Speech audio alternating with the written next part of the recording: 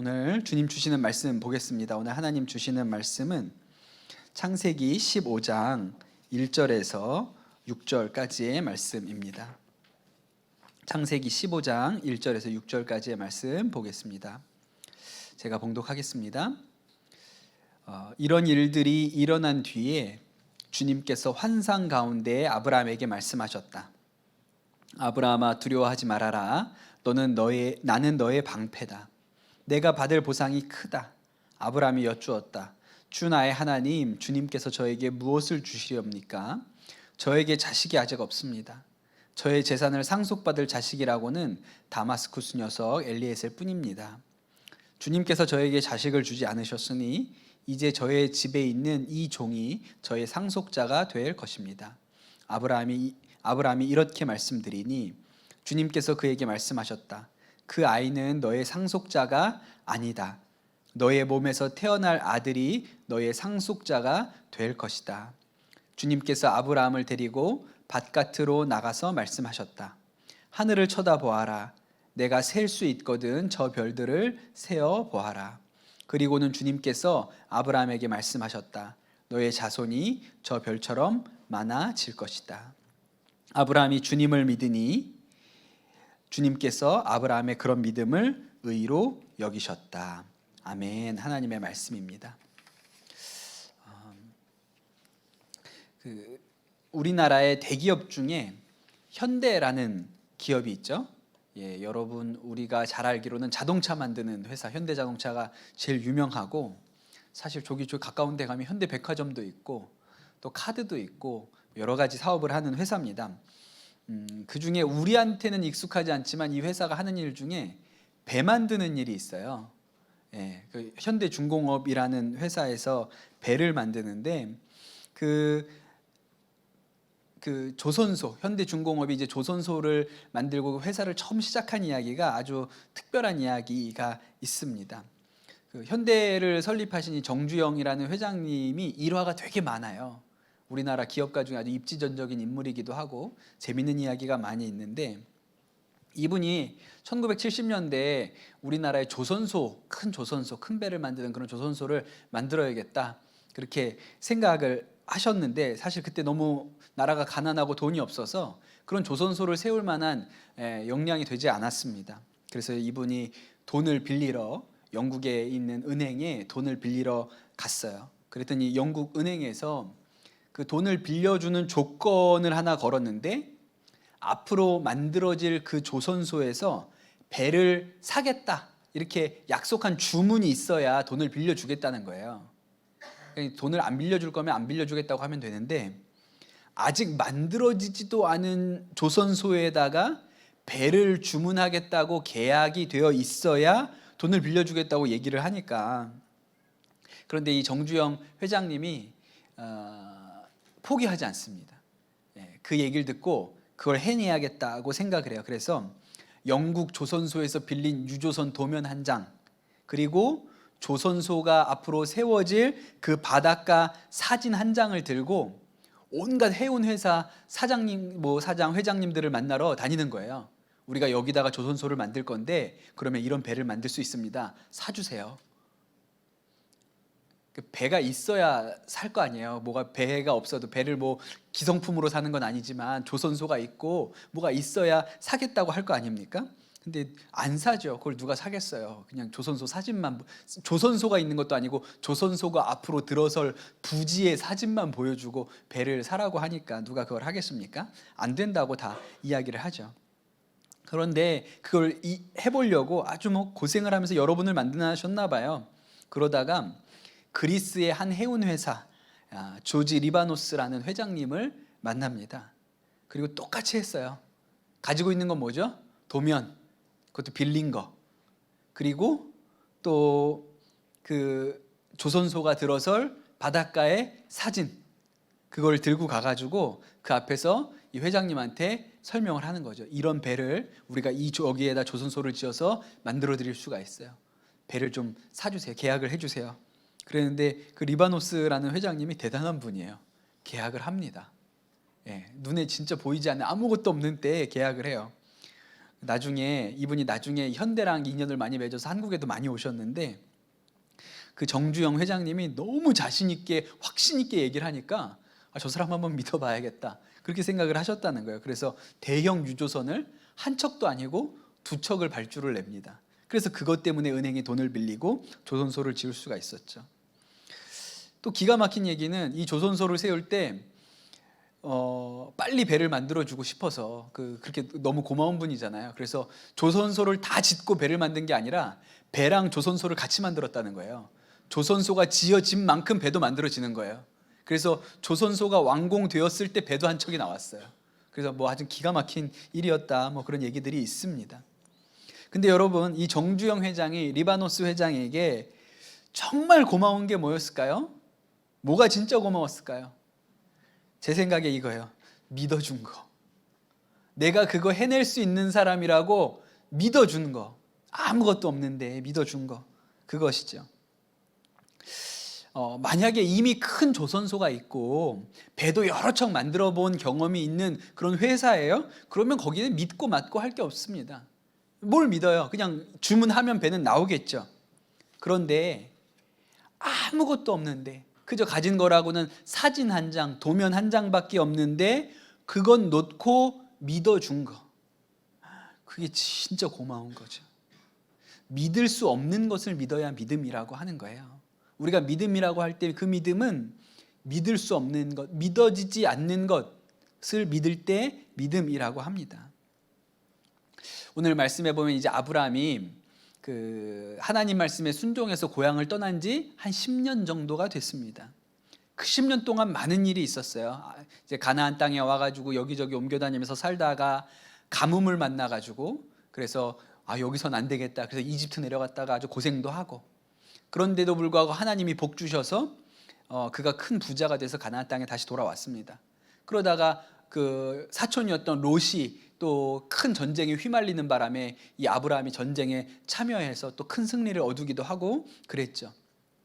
이제 그 모든 일이 지나가고 나니까 이제 아브라함은 사실은 그 동네에서는 먹고 사는데 큰 걱정 없는, 어려움 없는, 크게 사는데 걱정 없는 그런 사람, 그런 부자가 되어 있었습니다. 그런데 어느 날 오늘 말씀을 보니까 하나님이 이렇게 나타나셔서 뭐라고 말씀하셨냐면, 아브라함아 두려워하지 말아라, 그렇게 얘기를 하셨어요. 그 말은 아브라함이 지금 뭔가 두렵다는 거예요. 뭐가 두려웠을까? 가만히 생각을 해보니까 큰 전쟁에서 승리를 거뒀지 않습니까? 318명의 병사들만 데리고 나가서 큰 승리를 거뒀어요. 그리고 돌아왔는데, 그런데 혹시라도 그 큰 나라들에서 다시 한번 우리가 이렇게 지고는 살 수 없지, 그래가지고 보복할 수도 있잖아요.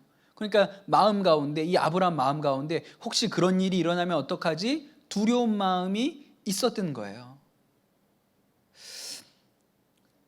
그런데 하나님이 그래서 이렇게 얘기하시죠. 아브라함아 두려워하지 말라. 그리고 내가 너의 방패다. 내가 널 막아주겠어. 널 보호해주겠어. 그렇게 얘기를 하세요. 그리고 나서 하나님이 한 가지를 더 얘기하시는데, 아브라함아 네가 받을 보상이 크다. 그렇게 얘기하세요. 네가 받을 보상이 크다. 근데 여러분, 우리가 이런 얘기 들으면 어때요? 마음에 기뻐야 되잖아요. 저한테 선물을 많이 주실 모양인데요. 너무 감사합니다, 이래야 되는데, 아브라함아 내가 받을 보상이 크다, 이 한마디가 아브라함의 마음에 이렇게 또아리 틀고 있었던 진짜 두려움, 진짜 걱정거리를 확 끄집어냅니다. 아브라함이 받을 보상이 크다고 하나님이 말씀하셨는데, 아브라함의 마음에는 그 말을 들었을 때 생각이, 그거 주시면 뭐해요? 물려줄 자식이 없는데요. 그 생각인 거예요.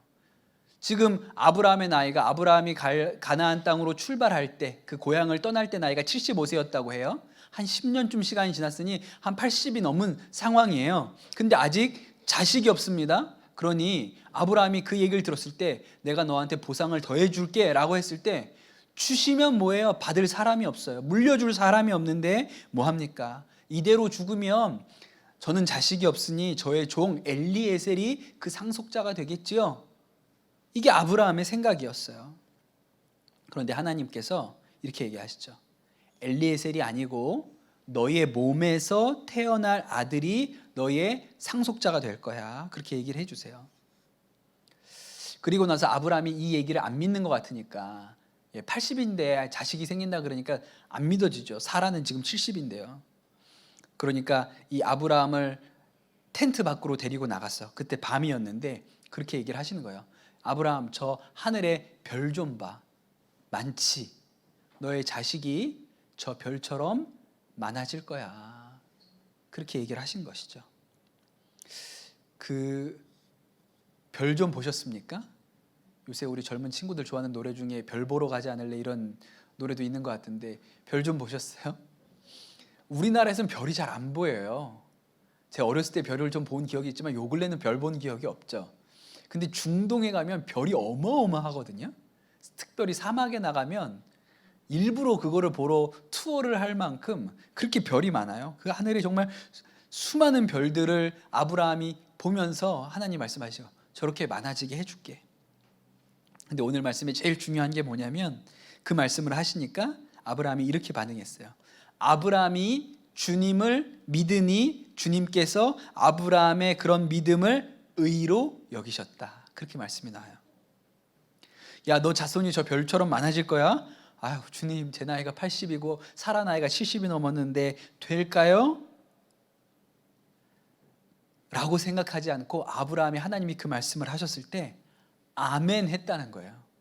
하나님이 말씀하셨으니까. 다른 사람이 얘기했으면 못 믿지만 하나님이 그렇게 말씀하셨으니까 하나님 된다고 제가 믿습니다. 한번 믿어보겠습니다, 하나님. 그렇게 했다는 거예요. 그런데 오늘 말씀을 보니까 그런 아브라함의 믿음을 하나님께서 의롭게 여기셨다. 귀하게 여기셨다. 성경이 이렇게 기록하고 있는 것이죠. 여러분, 여기서 믿음의 특징이 나오는데 믿음의 특징이 뭘까요? 믿음은 믿어지지 않는 것을 믿어야 믿음이라고 합니다. 보이지 않는 것을 믿어야 우리가 믿음이라고 하는 것이죠. 예를 들어 이런 건 믿음이 아니에요. 나는 내일 해가 뜰 거라고 믿어. 그걸 뭘 믿어요? 그냥 뜨죠. 그것도 믿음이라고는 할 수 있지만 그러나 그냥 놔둬도 저절로 될 일에 대하여 믿음이라고 하지 않아요.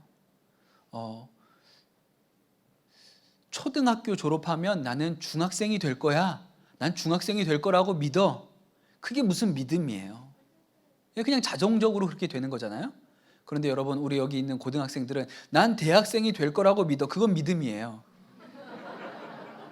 그건 믿음이에요. 그건 눈에 안 보이는 거거든. 그건 믿음이라고 하죠. 예를 들어 대한민국 남자들이 군대에 가지 않습니까? 요새 복무기간 1년 6개월이라 그래요. 나는 1년 6개월 뒤에 민간인이 될 거라고 믿어. 그것도 일종의 믿음이기는 믿음이에요. 그런데 그냥 주어져 있는 것이죠. 그냥 그 앞으로 그냥 저절로 그렇게 될 거예요. 그래도 그게 있으니까 1년 6개월을 견디는 거예요. 정해져 있으니까. 근데 여러분, 요셉이 감옥에 갇혀 있을 때 요셉한테 일어났던 일은 뭐냐면 징역 몇 년이라고 정해준 적이 없어요. 이게 1년 있다 나갈 건지 2년 있다 나갈 건지 10년 있다가 나갈 건지를 모르는 거예요. 그럴 때 눈앞에 아무것도 그의 미래가 보이지 않을 때 하나님이 나를 이 감옥에서 썩게 하시지는 않을 거야. 나를 내보내 주실 거야 라고 믿는 것을 믿음이라고 하죠. 믿음은 눈에 보이지 않는 걸 믿는 거예요. 학교에 너무 가기 싫어하는 학생이 있다고 생각을 해봅시다. 그런데 얘가 그렇게 학교를 가기 싫은데 학교에 가는 것은 믿음이 있기 때문이에요. 무슨 믿음이 있을까요? 4시에 끝난다 이런 믿음이 있기 때문에 학교를 가는 겁니다. 그런데 여러분, 사실 그건 눈에 보이는 거예요. 그건 정해져 있는 거니까요. 믿음이 아니죠. 그런데 학교가 아니라 사자굴에 갇혀 있었던 다니엘이 있어요. 그러면 나온다는 보장이 없잖아요. 나갈 수 없어요. 누가 사자굴에 들어갔다가 살아나와요? 그런데 내가 사자굴에 들어갔을지라도 하나님이 나를 지켜주실 수 있다라고 믿는 것, 눈앞에 안 될 것 같은 일을 믿는 것을 믿음이라고 하는 것이죠. 제가 설교 중에 예화로 자주 말씀드린 그 이효진 사모님이라는 분이 계십니다. 태어난 지 18개월 되었을 때 그 끓는 물에 아기가 떨어져 가지고 얼굴하고 손에 아주 심한 화상을 입었던 분이죠. 그 목숨은 잃지 않고 목숨은 살렸는데 몸에 심각한 화상 흉터가 남은 거예요. 초등학교에 들어갔습니다. 친구들이 막 얘를 보고 이 여자애를 놀리는데 야 파충류, 괴물, 귀신 이렇게 놀리니까 너무너무 얘가 힘든 거예요. 학교를 다니기가 힘들죠. 그런데 그때 학교 반에, 초등학교 그 같은 반에 친구 하나가 그 효진이를 보고 이렇게 얘기했다는 거예요. 효진아, 근데 나는 네가 나중에 커도 결혼은 못할 것 같아. 야, 네 그 얼굴에 흉터를 보고 누가 너랑 결혼하냐 그랬다는 거예요. 그런 애는 친구가 아니라 왼수입니다. 예, 그 왼수죠. 아주 뭐 그런 얘기를 해요, 친구한테. 그런데 참 그 얘기를 딱 들었을 때, 아, 그래. 나는 결혼은 못하고 살겠구나. 그런 마음이 초등학생이었던 이 아이 안에도 들어온 거예요. 그런데 이 효진이가 나중에 커가지고 한 30살쯤 되었을 때 정말 하나님을 인격적으로 만나는 일을 경험을 합니다.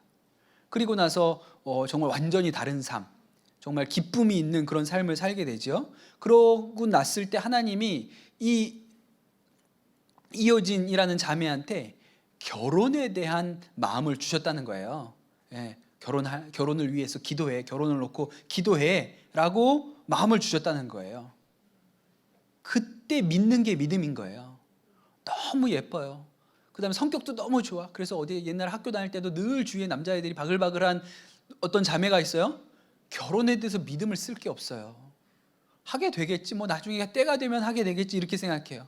그런데 이효진 자매에게 있어서는 얼굴이 화상 흉터가 있으니 내가 결혼하게 될 거야, 이 일에 대해서 믿음을 쓰는 것이죠.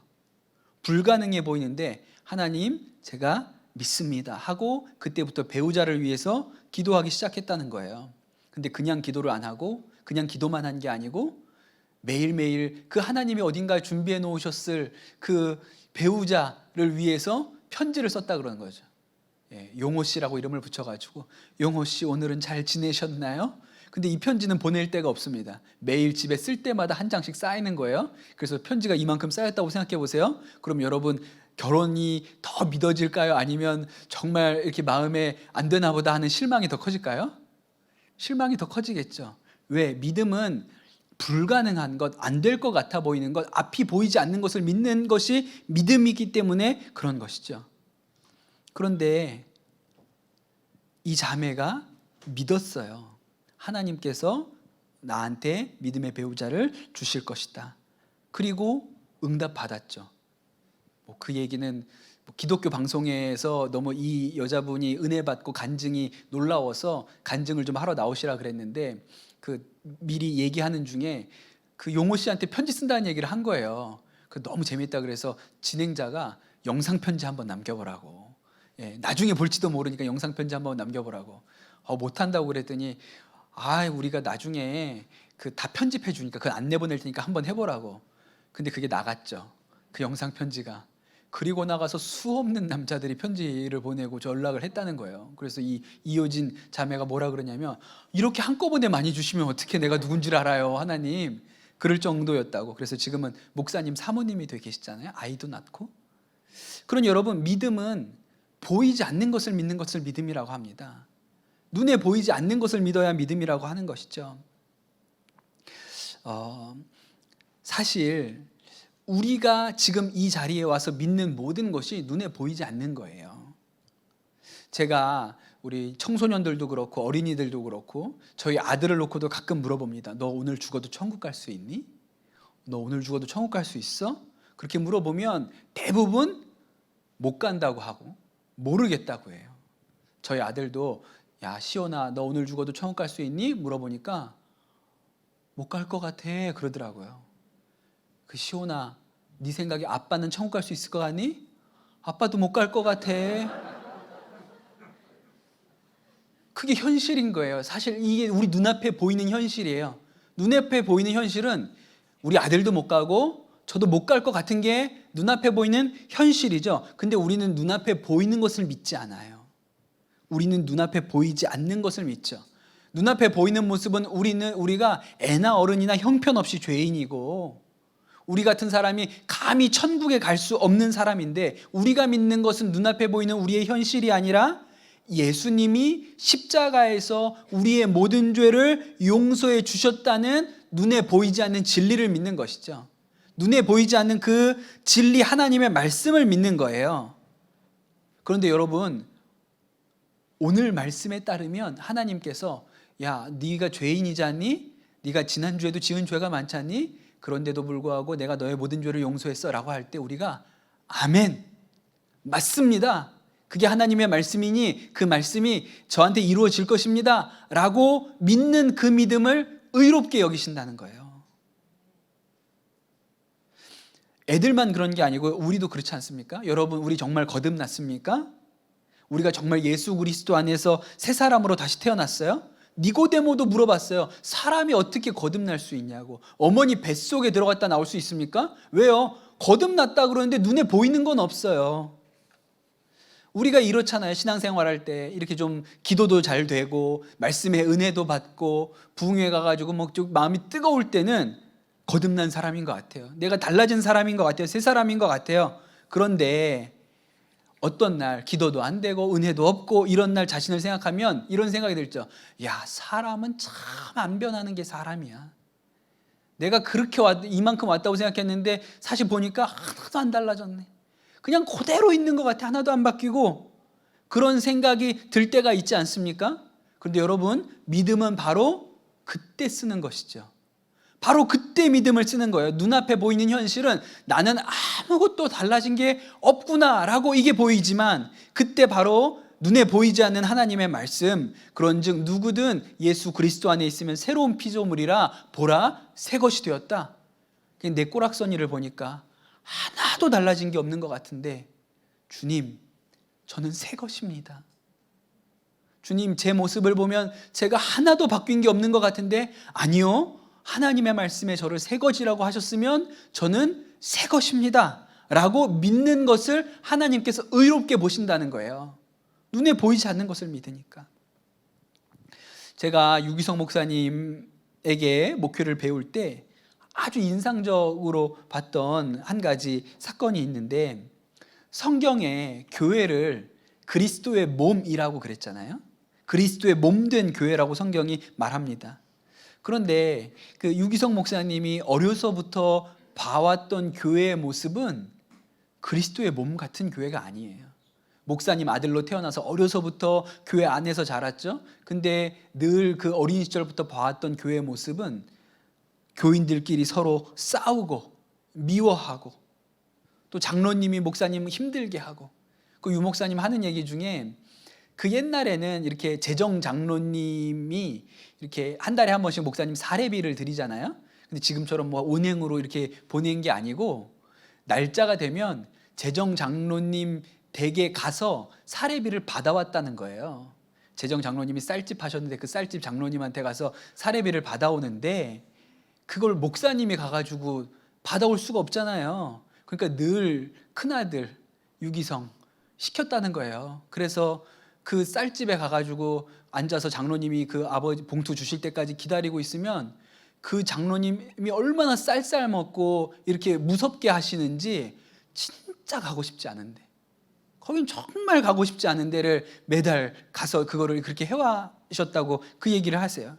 그러니 나중에 커서 목사가 되어서 목회를 하는데, 야, 내가 목회하는 교회는 정말 주의 몸된 교회, 그리스도의 몸이라고 불리기에 합당한 교회를 세워봐야겠다. 그게 마음에 늘 소원이셨어요. 근데 여러분, 실제로 해보면 그게 마음처럼 다 되나요? 안 되잖아요. 본인이 목회하실 때도 어려운 일들이 있죠. 한 번은 그 우리 장로님들하고 모여가지고 회의를 하셨는데 그날 회의가 참 어려웠습니다. 회의 자리에서 마음이 하나가 되지가 않고 또 어떤 분들이 큰 소리가 오고 가고 결국 결정해야 되는 일을 결정도 하지 못하고 그냥 회의가 끝났어요. 회의 마치시고 유기성 목사님 걸어 나가시는데 제가 그 뒤에 따라서 나가고 있었거든요. 근데 제가 뒤에 바짝 따라 붙어서 따라 나가고 있을 때 앞에 나가시면서 그냥 혼잣말로 하시는 말씀이 제 귀에 딱 들렸어요. 뭐라 그러셨냐면 이렇게 얘기하셨어요. 아휴, 언젠간 되겠지. 그러고 나가셨어요.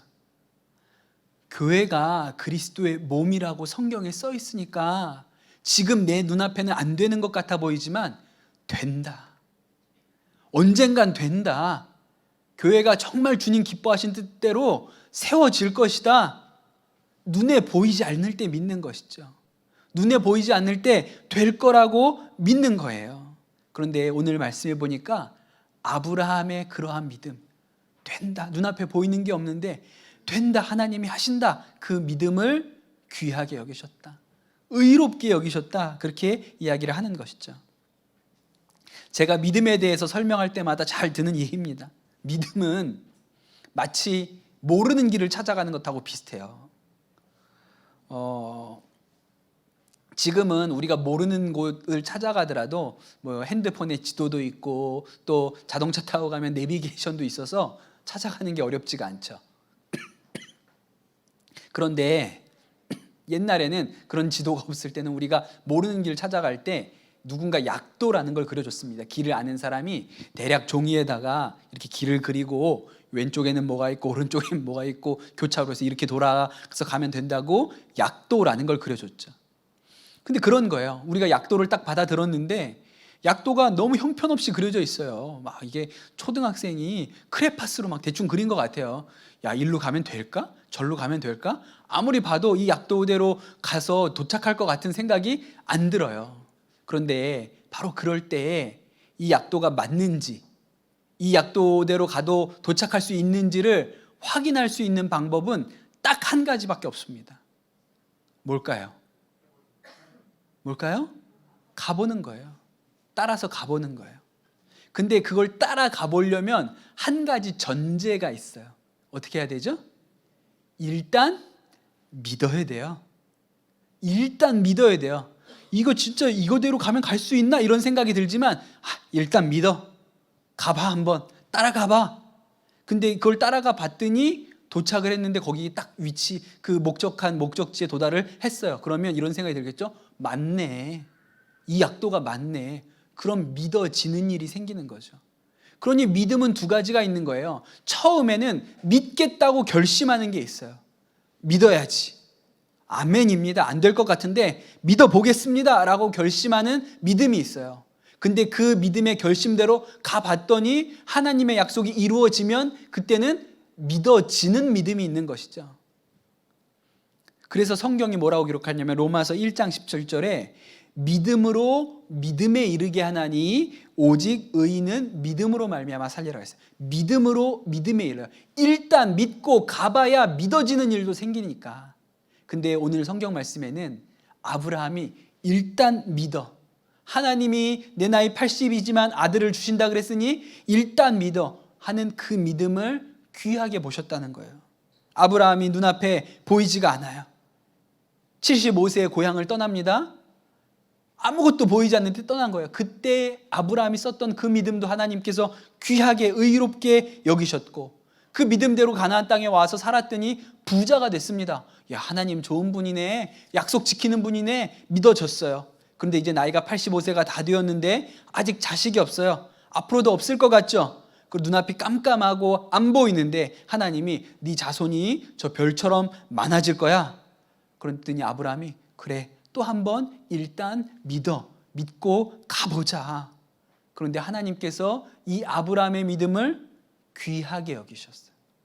야, 네가 그 믿음 따라가겠다는 그 믿음 그게 귀하다. 의롭다. 그렇게 생각하셨어요.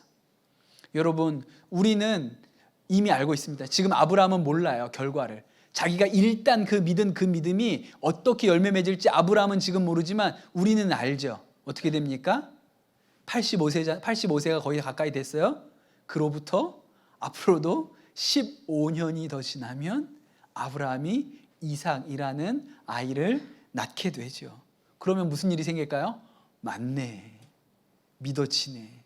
하나님 말씀이 옳았네. 라고 믿어지는 일이 생기는 것이죠. 여러분, 우리 눈앞에 뭔가가 보이지 않을 때 하나님 믿어보겠습니다 라고 하는 이 믿음을 하나님께서 의롭게 여기신다고 하셨어요. 그 약속대로 가보면 나중에는 믿어지는 일도 오겠죠. 여러분, 우리가 신앙생활하다 이런 생각이 듭니다. 야, 내가 진짜 하나님 자녀인가?